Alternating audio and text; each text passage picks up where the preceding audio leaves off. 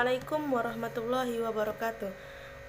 Baiklah, saya di sini Cindy Miftahul Jana akan menjelaskan tentang hak dan kedudukan wanita di dalam keluarga.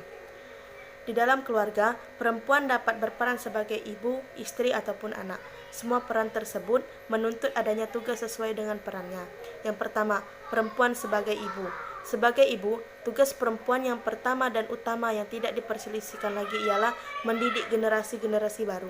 Mereka memang disiapkan oleh Allah untuk tugas itu, baik secara fisik maupun mental, dan tugas yang agung ini tidak boleh dilupakan atau diabaikan oleh faktor material dan kultural apapun.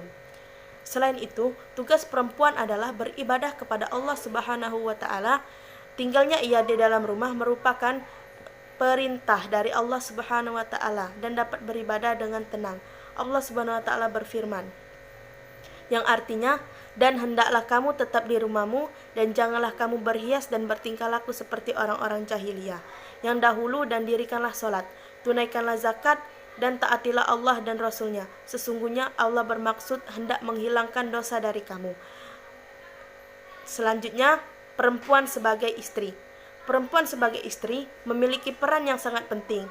Istri yang bijaksana dapat menjadikan rumah tangganya sebagai tempat yang paling aman dan menyenangkan bagi suami.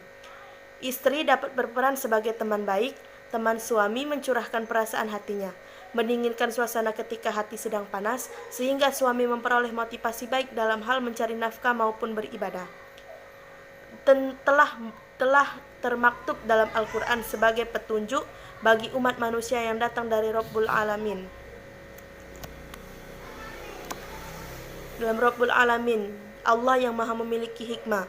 Dan tetaplah kalian, kaum wanita, tinggal di rumah kalian.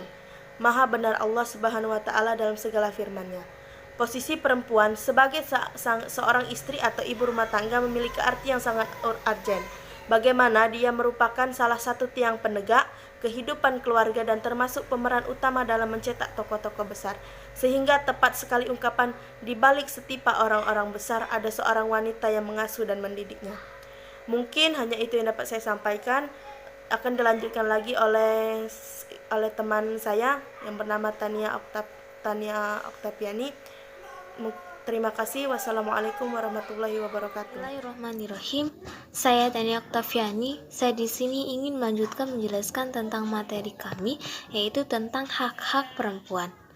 Terdapat dalam Quran yang berbicara mengenai hak-hak perempuan.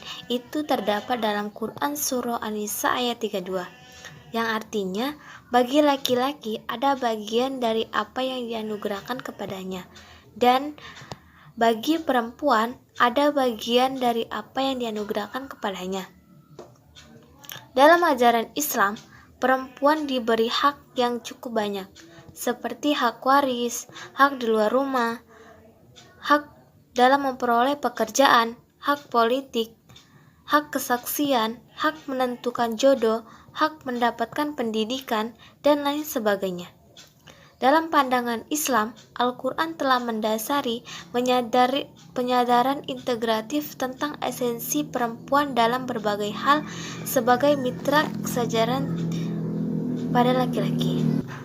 Sementara pada zaman sekarang, realitas yang terjadi saat ini, berbagai negeri yang mayoritas Muslim justru penampilan pandangan yang kontradiktif, yaitu penyusuhan hak-hak wanita dalam berbagai sektor kehidupan yang dalih mengaplikasikan ajaran Islam itu yang sering didengungkan oleh mereka. Tentang mereka berpendapat bahwa wanita tidak boleh menjadi pemimpin, wanita tidak boleh menduduki jabatan strategis, dan wanita haram menuntut hak-hak sosial, politik, dan sebagainya. Padahal Al-Quran memberikan pandangan optimis terhadap keberadaan dan kedudukan perempuan. Ayat-ayat dalam Al-Quran selalu menekankan kedua belah pihak. Ada contoh beberapa ayat yang menerangkan tentang kesetaraan hak-hak perempuan. Yang pertama yaitu Al-Quran berbicara tentang manusia merupakan makhluk ciptaan Allah yang terbaik. Yang kedua, Al-Quran tidak menganut paham dekonsek yang memberikan keutamaan kepada jenis kelamin tertentu.